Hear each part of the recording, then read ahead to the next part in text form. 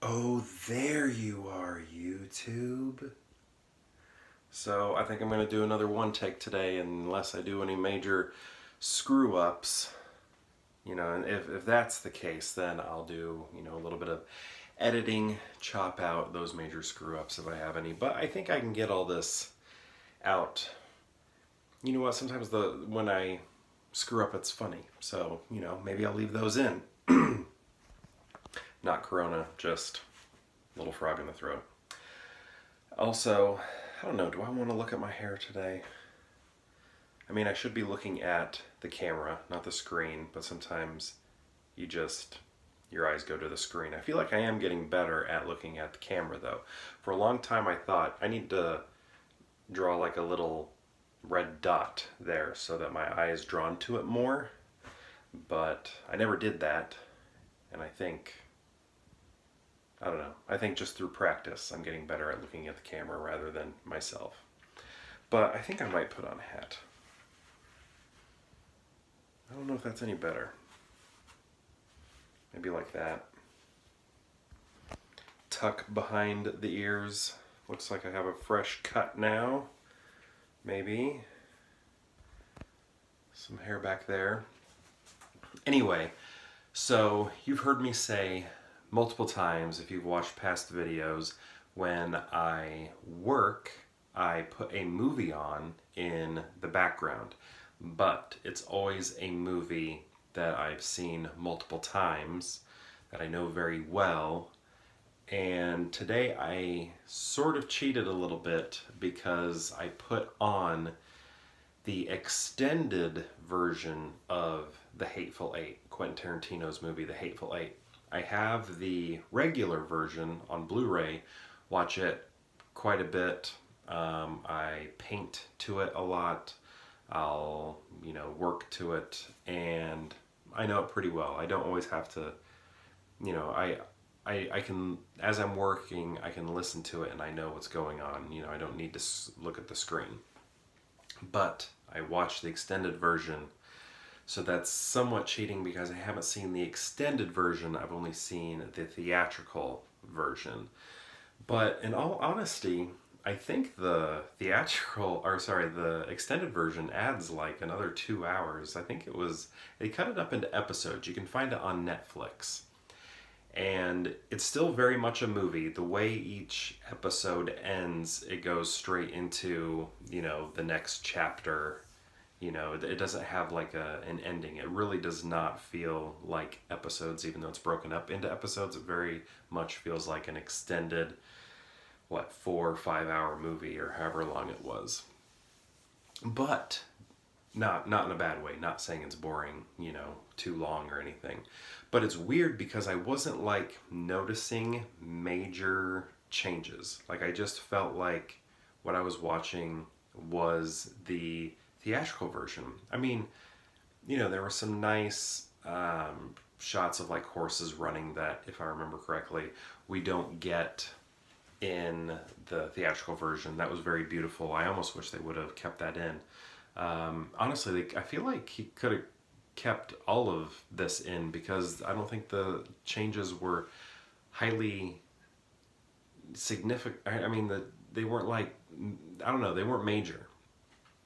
But again, I was working, so I'm sure I missed a lot. I'd like to rewatch this again with my full attention on it because it just didn't seem like that big of a difference. Like if you watch Armageddon or Independence Day, if you watch those director's cuts, I feel like they needed to be the theatrical version. The extended versions of those movies are not good. So if you're going to watch Armageddon, if you're going to watch Independence Day, make sure you watch the theatrical version. You do not want the extended. Both of those movies are not good when it comes to the extended version. But I feel like, again, my attention wasn't full here. I feel like Hateful Eight Extended is just as good as the theatrical version. Maybe even a little better because I liked those shots, those beautiful shots of the horses running to that fantastic Oscar-winning score. So you get more of that Oscar-winning score, which is great. But yeah, I need to watch it again, give it my full attention. Hateful Eight, I have said after seeing it, is probably now my favorite Tarantino movie. And I don't know if that, I guess it's probably a hot take. I don't know if it's like a, like, how could you, I don't know. I think it's a movie maybe people disregard, not hate, but they just don't, I don't know, think about it in that high of esteem or anything like that. So I don't know. I just yeah,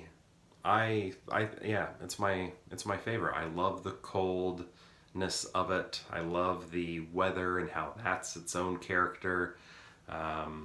It's how everything's sort of existing in. It's like a bottle episode of a television show. Everything exists sort of in this one room. We do get some outside shots and things like that, especially at the beginning, but it's very much contained, but is still, to me, very cinematic, which I think is, I don't know, very much a part of why I like it so much. Great acting. I wish it had more Oscar nominations. I think it only had 3. Score. Supporting actress. Was there one more? Maybe it was only 2. Let me go look. Darn it. I want this to be a one take. You know what? No. Okay. I'm pretty sure there are 3. There's one more that I'm not remembering. But I don't want to edit anything in, so Google it. Or maybe I'll put it down in the description. Maybe that's what I'll do. Or maybe that's what I'll title this video. The 3rd nomination was cinematography. I don't know. Who knows what I'm going to do. But I think, Samuel Jackson, I think that would have been good. I mean, maybe even a Best Picture for me anyway. I would have put it in for Best Picture. Screenplay, yeah. I think all of those would have been fine. But yeah, I just wish it had a little bit more love at the Academy. I think it's my favorite. I think it's, man, I should rank these. I know I say this type of stuff all the time that I'm going to make a video devoted to, but I'm going to put that down on a list. If I ever start making that list, I'm going to write down, rank the Tarantino movies, but I should rewatch them all because especially the Kill Bills, I kind of go back and forth on which one I like more than the other, so I would like to have a refreshed vision of those films and fully make a decision, which one do I like more than the other one. Or maybe I'd lump them together. I know Tarantino does. He calls them one movie. So I don't know, but yeah, I love The Hateful Eight. Definitely my favorite Tarantino movie. It's just fantastic. I like it. I mean, I like most of his movies. I think the only one I'm not that into. I don't know. It's not even that I'm not that into it. And there's probably 2, like Reservoir Dogs. That's probably sacrilege to say, but it does feel like a first film. Very much so. And then, he's gotten so good as he's moved forward as a director that when you go back to that one, yeah, it's cool. It's, small, independent, very independent. That's great. But I don't know. He just keeps making greater and greater work and he has more resources and things like that. And then Death Proof, I don't know. That one of all of his movies is the one I find kind of drags a little bit, but not on every viewing, but some repeat viewings I'm like, I don't know if I feel like watching all of this right now.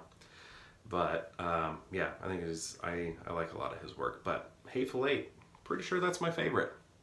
I don't even know why I'm saying pretty sure. Definitely my favorite. It's up there with Jackie Brown. It's up there with Inglourious Bastards. I think those are probably his top 3. And then maybe kind of muddled in the middle. And then bottom 2 for me are Reservoir Dogs and Death Proof. Yeah. Anyway, I think that'll do it. So perhaps I'll see you tomorrow for more Peer Hangout.